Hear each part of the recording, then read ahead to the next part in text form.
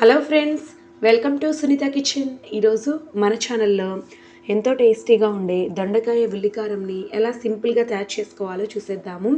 ఈ దొండకాయ ఉల్లికారం వచ్చేసి వేడివేడి అన్నంలోకి బాగుంటుంది, అలాగే చపాతీ పూరీలోకి కూడా చాలా టేస్టీగా ఉంటుందండి.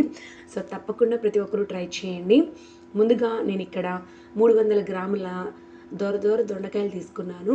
వీటిని శుభ్రంగా కడిగి పెట్టుకున్న తర్వాత ఇలాగా గుత్తి వంకాయ కట్ చేసుకునే విధంగా 4 ఘాట్లు అనేవి పెట్టుకోవాలన్నమాట. పూర్తిగా విడగొట్టుకోకుండా కట్ చేసుకోండి. ఇప్పుడైతే ఉల్లికారం ప్రిపేర్ చేసుకుందాము. అందుకోసం ఒక మిక్సీ జార్ తీసుకొని ఇందులోకి 2 పెద్ద ఉల్లిపాయలని కట్ చేసి వేసుకోవాలి. ఈ ఉల్లిపాయ ముక్కల్లోకి 2 టీ స్పూన్ల దాకా కారం, అలాగే 1 టీ స్పూన్ వరకు జీలకర్ర, రుచికి సరిపడా ఉప్పు, అలాగే వలిచిన 5-6 వెల్లుల్లి రెబ్బలు వేసి కచ్చాపచ్చగా గ్రైండ్ చేసుకోండి. అంతేనండి, చాలా సింపుల్గా ఉల్లికారం రెడీ అయిపోయినట్లే. మరి మెత్తని పేస్ట్లా చేయకండి, అంత బాగుండదు.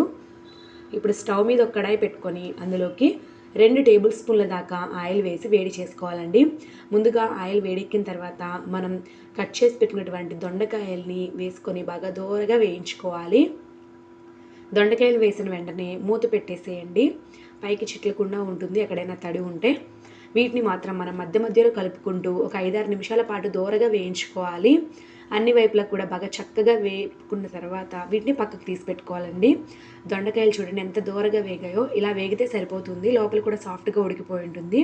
వీటిని పక్కకు తీసుకొని ఈ ఆయిల్లోకి మరికొద్దిగా ఆయిల్ వేసుకుందాము, ఇంకొక టేబుల్ స్పూన్ దాకా. మొత్తం మనకి ఈ దొండకాయ ఉల్లికారంకి 3 టేబుల్ స్పూన్ల దాకా ఆయిల్ అనేది పడుతుందండి. ఈ ఆయిల్లోకి ముందుగా మనం గ్రైండ్ చేసి పక్కన పెట్టుకున్నాం కదా ఉల్లిపాయ కారం, అదంతా కూడా వేసుకొని బాగా వేపుకోవాలి.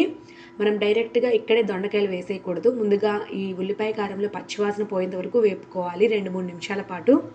కాస్త పచ్చివాసన పోయి వేగిన తర్వాత ఇప్పుడు మనం ఇందులోకి ఒక రెమ్మ కరివేపాకు, అలాగే ముందుగా వేయించి పక్కన పెట్టుకున్న దొండకాయలను వేసుకొని బాగా కలుపుకోవాలి.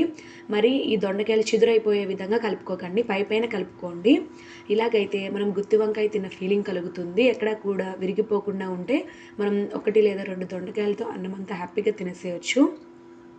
ఇప్పుడు మూత పెట్టేసి మనము ఇంకొక 5-6 నిమిషాల పాటు కుక్ చేసుకున్నట్లయితే లో టు మీడియం ఫ్లేమ్లో ఈ ఉల్లికారం కూడా ఎక్కడ మాడకుండా చక్కగా వేగిపోతుందండి.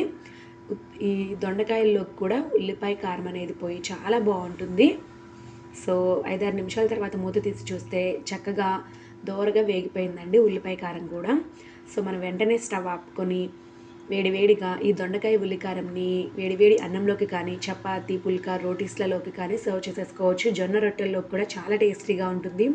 ఈ ఉల్లిపాయ కారం అనేది ఉంటే మనం దోశల్లోకి కూడా హ్యాపీగా తినేసేయచ్చు అండి. చాలా చాలా కమ్మగా ఉంటుందన్నమాట. ఒక 2 దొండకాయలు కొద్దిగా ఉల్లికారం వేసుకొని ప్లేట్ అన్నం అంతా కూడా హ్యాపీగా తినేసేయచ్చు, అంత టేస్టీగా ఉంటుంది. సో తెలియని వాళ్ళైతే తప్పకుండా ఒకసారి ఈ మెథడ్లో దొండకాయ వేపుడిని తయారు చేసుకోండి, మీకు అందరికీ బాగా నచ్చుతుంది. ఈ వీడియో కనుక మీకు నచ్చినట్లయితే ఇలాంటి మరెన్నో సింపుల్ అండ్ టేస్టీ రెసిపీస్ కోసం నా ఛానల్ని తప్పకుండా సబ్స్క్రైబ్ చేసుకోండి. Thank you for watching.